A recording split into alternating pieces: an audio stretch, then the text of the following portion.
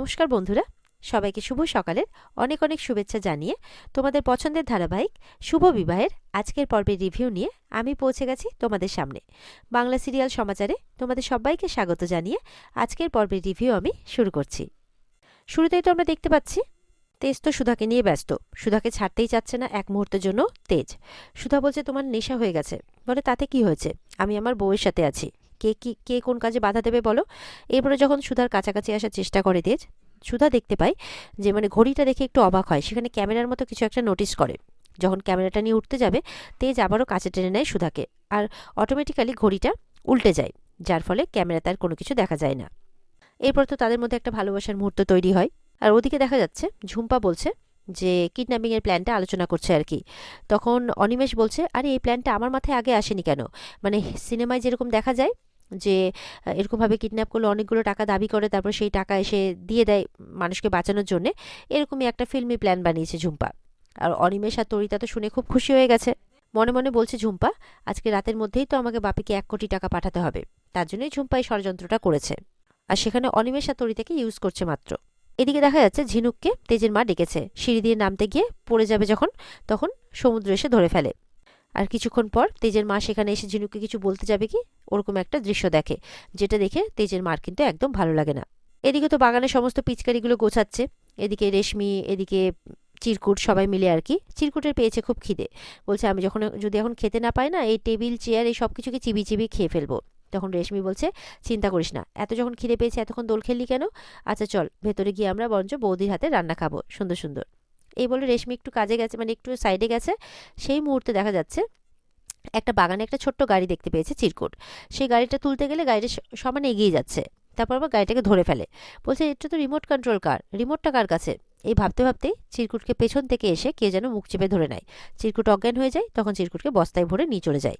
এদিকে রেশমি তো এসে চিরকুটকে কোথাও দেখতে পাচ্ছে না। চিরকুট চিরকুট করে চারপাশে ডাকছে, ভয় পেয়ে গেছে, তাহলে কোথায় গেল চিরকুট, দেখতে পাচ্ছি না কেন। এদিকে চিরকুটের হাতে যে পিচকারি বালতিটা ছিল সেটাও এখানে রাখা। ব্যাপারটা কি হলো। ভয় পেয়ে দৌড়ে তখন সুধার কাছে যায়। সুধা তেজ ঘুমোচ্ছে। সুধা উঠে দেখছে, এ কি সন্ধে হয়ে গেছে, এতক্ষণ আমি ঘরে ছিলাম। যখনই বাইরে যাবে দেখে দরজাকে খটখট করছে। রেশমি এসছে। রেশমি এসে বলছে যে এরকম চিরকুটকে পাওয়া যাচ্ছে না। এটা শুনে সুধা তো বলছে ও তো তোমাদের সাথে ছিল। বলে হ্যাঁ, কিন্তু এরকমভাবে হঠাৎ করে দেখতে পাওয়া যাচ্ছে না। এটা শুনে তো সুধা তেজ খুব চিন্তায় পড়ে যায়। এদিকে দেখা যাচ্ছে ডলি অদিতির মেয়ের সাথে লুডো খেলছে। অদিতির মেয়ে তো গল্প করছে যে তোমাদের বাড়িতে তো দোলে অনেক অনেক বড় করে দোল হয় না, কি কি হলো সেখানে। ডলি বলছে সে খুব এলাহি আয়োজন শোনা, ওখানে ঐন্দ্রিলা এসেছিল, আরও অনেকে এসেছিল। বলে ঐন্দ্রিলা যে অভিনয় করে। বলে হ্যাঁ। তখন এদিকে জেঠিমার অদিতি এসছে। বলছে আচ্ছা তোমার বাপের বাড়িতে এত এলাহি আয়োজন, তোমার তোমার সঙ্গে কিছু পাঠায়নি। বলে না। তখন বলছে যে না, এটা কেমন হলো বলো, সুধাই তো সব আয়োজন করেছিল, তাহলে তোমার জন্য কিছু খাবার দাবার কিছু উপহার পাঠাতে পারতো। এইভাবে বলছে। তখন দোয়েল আসে। দোয়েল বলছে তোমরা না জেনে শুনে কেন এসব কথাবার্তা বলছো। তারপর ওইদিকে বিচ্ছু কিছু খাবার দাবার নিয়ে আসে, সেটা বসু মল্লিক বাড়ি থেকে পাঠিয়েছে। তখন সেটা দেখে দোয়েলের শাশুড় দোয়েলের জেঠিমা আর কি, বিচ্ছুর মা, বলছে যে এ মা, এ কি শুধু তো খাবার দাবার পাঠিয়েছে, কোনো উপহার পাঠায়নি। বিচ্ছু তখন রেগে যায়। বলে শোনো মা, এগুলো উল্টোপাল্টা কথা একদম বলতে যাবে না। যদি উপহার পাঠাতো আমি কিন্তু নিতাম না, এসব আমার পছন্দ নয়। তখন জেঠিমা বলছে একদম সুধার মতো হয়েছে, এই যা তো তুই ভেতরে যা যা, আজকে যখন বউ ভাত হবে না, আজকেও তোর কাল রাত্রি, যা ভেতরে যা। এরপরে দোয়েলকে বলছে, দোয়েল আজকেও তুই বরঞ্চ ডলিকে নিয়ে তোর ঘরে শুবি। দোয়েলের তো খুব আনন্দ, ডলিরও। বলে হ্যাঁ, কালকে রাত্রে আমরা খুব গল্প করেছিলাম, আজকেও গল্প করব। ডলির তো খুব মজা।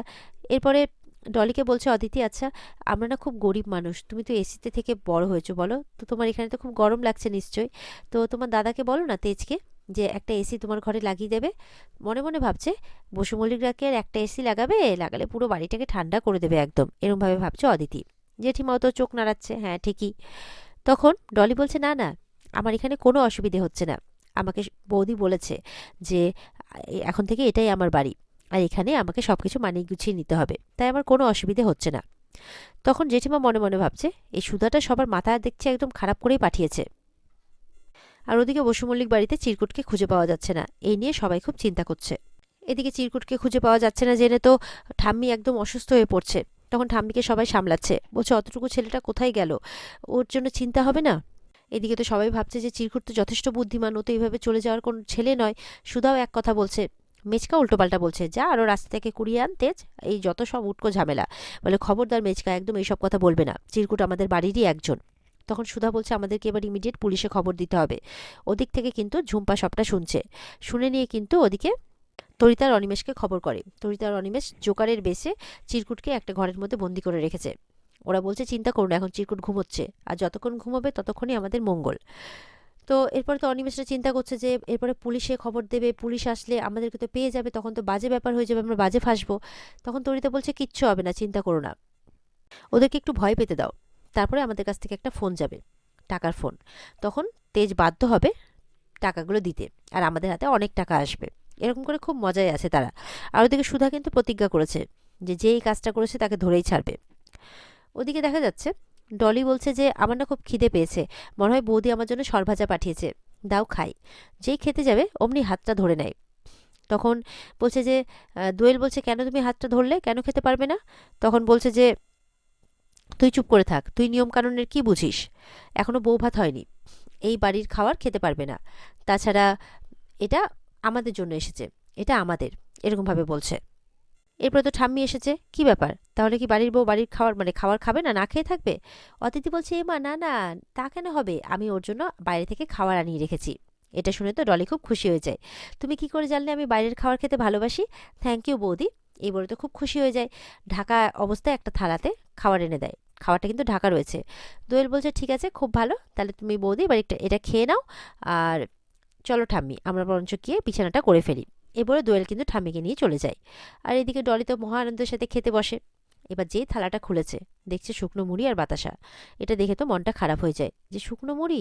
তখন তার মায়ের বলা কথাগুলো মনে পড়ে, যে যেই পরিস্থিতিই থাক না কেন শ্বশুরবাড়িতে কিন্তু মানিয়ে নিতে হবে। মা বলে দিয়েছিল ভালো করে যে আজ থেকে তোর প্রধান পরিচয় হলো আচার্য বাড়ির বউ, তাই এমন কিছু করবি না বা বলবি না যাতে ওদের মান সম্মান নষ্ট হয়। তো মায়ের বলা কথাগুলোই মনে করছে ডলি। এরপরে সেই শুকনো মুড়ি আর বাতাসাটাই খেতে থাকে। এদিকে কিন্তু আশুতোষকে ডাকা হয়েছে। ইন্সপেক্টর আশুতোষ বলছে যে দেখুন, ও তো যথেষ্ট চালাক, যথেষ্ট স্মার্ট ছেলে, হারিয়ে যাওয়ার ছেলে তো ও নয়, কারণ ও নিজের ঠিকানা, ফোন নাম্বার, নাম, বাড়ি সবকিছু জানে, তো যে কাউকে বললেই ওকে নিয়ে চলে আসবে।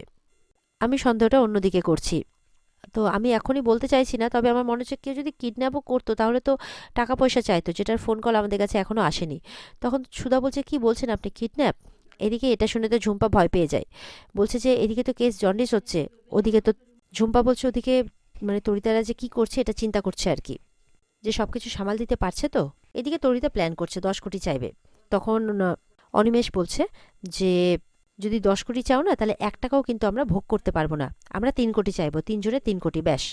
এদিকে তো ঠাম্মির জন্য খুব চিন্তা করছে সবাই। ঠাম্মি বলছে, ঠাম্মিকে তেজের মা বলছে একটু কিছু খেয়ে নেবেন চলুন, বলে রাখো তো খাওয়া দাওয়ার কথা, এদিকে চিরকুটকে পাওয়া যাচ্ছে না, ছোট্ট ছেলেটা কোথায় গেল, এইদিকে আমার খাওয়া দাওয়া নিয়ে পড়েছো। এদিকে মেচকা বলছে, একটা বাইরের ছেলেকে নিয়ে এত আদিক খেতে আমার আর পোষাচ্ছে না। এদিকে সবাই যখন চিরকুটকে খোঁজাখুঁজিতে ব্যস্ত, তখন সুধা লক্ষ্য করে যে ঝুম্পা কার সাথে যেন সমানে বারবার করে ফোনে কথা বলছে। সুধার কিন্তু সন্দেহ হয়। আর ওদিকে চিরকুটের কিন্তু হুঁশ ফিরে গেছে।